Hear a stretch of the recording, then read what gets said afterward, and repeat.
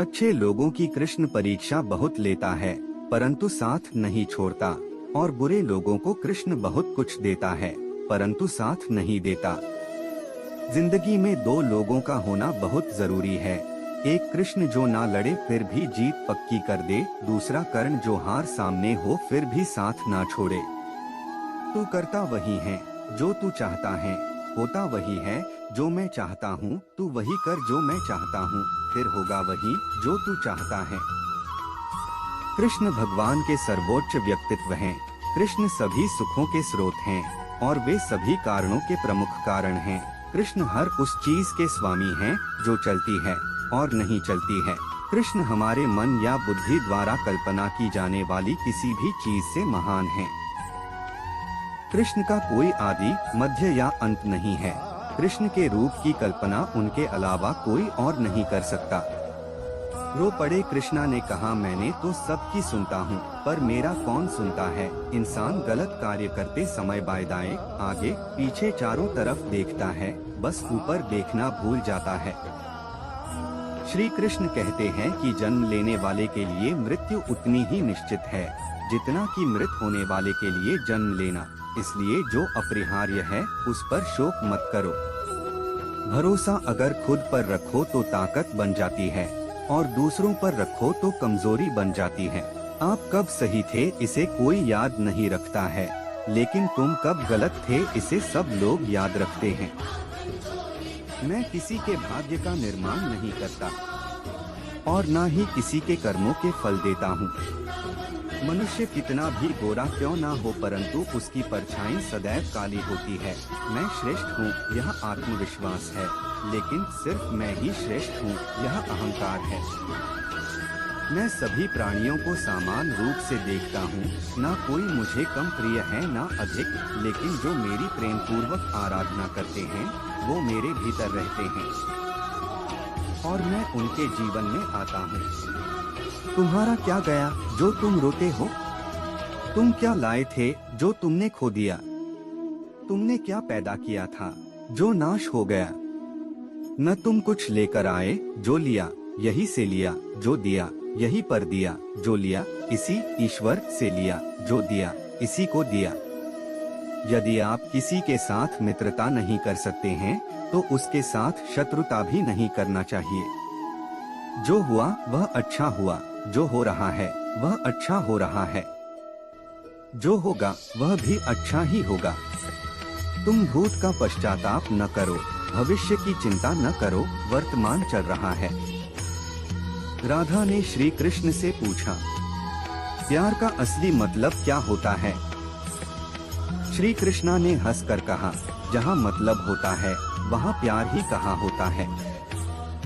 मेरे भी कई जन्म हो चुके हैं, तुम्हारे भी कई जन्म हो चुके हैं, ना तो यह मेरा आखिरी जन्म है और ना यह तुम्हारा आखिरी जन्म है। प्रेम एक ऐसा अनुभव है जो मनुष्य को कभी परास्त नहीं होने देता और घृणा एक ऐसा अनुभव है जो मनुष्य को कभी जीतने नहीं देता। श्री कृष्ण जी कहते हैं, जिस व्यक्ति को आपकी कद्र नहीं, उसके साथ खड़े रहने से अच्छा है आप अकेले रहे। परिवर्तन इस संसार का नियम है। कल जो किसी और का था आज वो तुम्हारा है एवं कल वो किसी और का होगा। प्यार और तकदीर कभी साथ नहीं चलते, क्योंकि जो तकदीर में होते हैं उनसे कभी प्यार नहीं होता और जिससे हमें प्यार हो जाता है वह तकदीर में नहीं होता। श्री कृष्ण कहते हैं, मनुष्य को जीवन में श्रेष्ठ बनने का प्रयास अवश्य करना चाहिए, परंतु जीवन में हमेशा उत्तम ही रहना चाहिए। हर कीमती चीज को उठाने के लिए झुकना ही पड़ता है। माँ और पिता का आशीर्वाद भी इनमें से एक है। अगर व्यक्ति शिक्षा से पहले संस्कार, व्यापार से पहले व्यवहार और भगवान से पहले माता पिता को पहचान ले तो जिंदगी में कभी कोई कठिनाई नहीं आएगी। स्वार्थ से रिश्ते बनाने की कितनी भी कोशिश करें वो कभी नहीं बनते हैं और प्रेम से बने रिश्तों को कितना भी तोड़ने की कोशिश करें वो कभी नहीं टूटते। हर किसी के अंदर अपनी ताकत और अपनी कमजोरी होती है। मछली जंगल में नहीं दौड़ सकती, और शेर पानी में राजा नहीं बन सकता, इसलिए अहमियत सभी को देनी चाहिए। श्री कृष्ण कहते हैं, एक बार माफ करके अच्छे बन जाओ, पर दोबारा उसी इंसान पर भरोसा करके बेवकूफ कभी न बनो। कभी भी स्वयं पर घमंड मत करना, पत्थर भी भारी होकर पानी में अपना वजूद खो देता है। हद से ज्यादा सीधा साधा होना भी ठीक नहीं, क्योंकि जंगल में सबसे पहले सीधे पेड़ों को काटा जाता है। अच्छी किस्मत के लोग थोड़ा भी बुरा होने पर भगवान को कोसते हैं, और बुरी किस्मत के लोग थोड़ा भी अच्छा होने भगवान का स्मरण और धन्यवाद करते हैं। बुरे कर्म करने नहीं पड़ते हो जाते हैं, और अच्छे कर्म होते नहीं करने पड़ते हैं। कृष्ण कहते हैं, अहंकार मत कर, किसी को कुछ भी देकर क्या पता तू दे रहा है या पिछले जन्म का कर्जा चुका रहा है। अहंकार करने पर इंसान की प्रतिष्ठा, वंश, वैभव तीनों ही चले जाते हैं।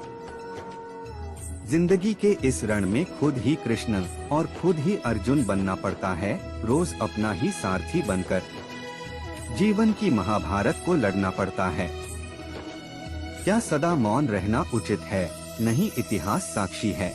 संसार में अधिक विपदाएं इसलिए आई क्योंकि समय पड़ने पर मनुष्य उसका विरोध नहीं कर पाया। जब मनुष्य को अपने धर्म पर अहंकार हो जाता है, तब उसके हाथों अधर्म होने लगता है। यह सच बात है कि भूल करके इंसान कुछ सीखता है, परंतु इसका यह मतलब नहीं कि वह जीवन भर भूल करता रहे और कहे कि हम सीख रहे हैं।